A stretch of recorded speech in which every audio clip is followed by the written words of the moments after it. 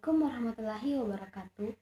Perkenalkan, nama saya Nurul Azmi, stambuk A24119002 dari kelompok 7. Baiklah, pada video pembelajaran kali ini, saya akan membawakan sedikit dasar teori tentang percobaan satu mekanika, yaitu pesawat Etwod. Nah, pesawat Etwod ini merupakan alat eksperimen yang sering digunakan untuk mengamati hukum mekanika pada gerak yang dipercepat secara beraturan. Sederhananya, pesawat Etwod tersusun atas dua benda yang terhubung dengan setes kawat atau tali. Nah, bila kedua benda masanya sama, keduanya akan diam. Tapi, bila salah satu lebih besar dari benda, misalnya M1 lebih dari M2, maka kedua benda akan bergerak ke arah M1 dengan dipercepat. Nah, gaya penarik sesungguhnya yaitu adalah benda 1. Namun, karena benda 2 juga ditarik ke bawah oleh gaya gravitasi, maka gaya penarik kesulitannya adalah berat benda 1 dikurangi berat benda 2. Nah, berat benda 1 adalah M1 kali G dan berat benda 2 adalah M2 kali G. Nah, gaya resultannya adalah M2 kali M1 kali G. Gaya ini menggerakkan kedua benda sehingga percepatan kedua benda dalam resultan gaya tersebut dibagi jumlah massa kedua benda. Itulah sedikit dasar teori tentang pesawat Etwod. Nah, materi selanjutnya akan dibawakan oleh teman saya. Bismillah, Assalamualaikum warahmatullahi wabarakatuh. Perkenalkan, nama saya Bulan Purnama Indah, stambuk A24119011. Di sini saya akan melanjutkan materi dari teman kelompok saya, Nurul Azmi. Baik, langsung saja. Jadi, pada mulanya orang mengatakan bahwa alamiahnya suatu benda itu adalah diam, dan kapan benda tersebut akan bergerak setelah adanya gaya luar yang mempengaruhinya. Nah, gaya luar yang dimaksud dalam hal ini adalah gaya berupa tarikan maupun gaya berupa dorongan. Nah, setelah adanya gaya tarikan atau gaya dorongan tersebut, benda yang mula-mulanya diam ini akan dapat bergerak. Jadi, benda itu dapat meninggalkan posisi diamnya, kemudian bergerak setelah adanya gaya luar yang mempengaruhinya.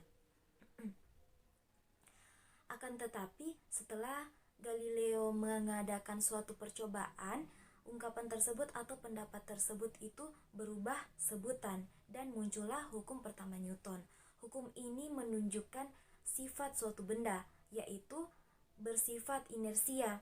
Akan tetapi, ini tidak terdefinisi secara data. Artinya, sifat tersebut itu tidak terdefinisi secara data atau tidak dapat diukur secara langsung berdasarkan variabel angka maupun bilangan. Nah, kemudian berdasarkan eksperimen dan intuitif dari hukum Newton menunjukkan atau mendefinisikan massa secara kuantitatif dan juga memperlihatkan atau menggambarkan hubungan antara gaya dan gerak pada suatu benda secara kuantitatif pula. Seperti itu. Nah, materi selanjutnya akan dilanjutkan teman kelompok saya. Itulah yang dapat saya sampaikan. Dari saya sekian dan terima kasih. Wabillahi taufiq wal hidayah. Wassalamualaikum warahmatullahi wabarakatuh. Assalamualaikum warahmatullahi wabarakatuh. Perkenalkan, nama saya Muhammad Fauzan, stambuk A24119121. Di sini saya akan melanjutkan penjelasan dari teman saya sebelumnya, yakni saudari Bulan Purnama Indah. Salah satu kesimpulan dari hukum 2 Newton adalah jika gayanya tetap, maka benda akan mengalami percepatan yang tetap pula. Karenanya, kita dapat menurunkan persamaan gerak dalam bentuk yang lainnya. Lebih jauh lagi, jika kita perhatikan, ternyata mempunyai sifat-sifat tertentu. Sifat ini dikemukakan oleh Newton dalam hukum 3 Newton sebagai aksi-reaksi. Bila sebuah benda mengalami gerak rotasi melalui porosnya, ternyata pada gerak ini akan berlaku persamaan gerak ekuivalen dengan persamaan gerak linear.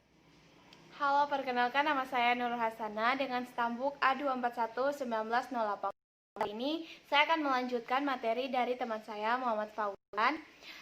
materi yang saya akan bawakan itu adalah persamaan gerak untuk katrol. Langsung saja kita masuk ke persamaannya. Baiklah teman-teman, kita akan mempelajari persamaan gerak untuk katrol. Di sini saya akan menjelaskan atau menjabarkan rumus untuk mencari percepatan dari katrol ini. Seandainya kita mempunyai dua benda yang dihubungkan dengan katrol, misal M1 itu lebih besar daripada M2. Jadi, tegangan talinya ini ke bawah, tegangan tali dari T2 itu ke atas karena M1 itu lebih besar daripada M2.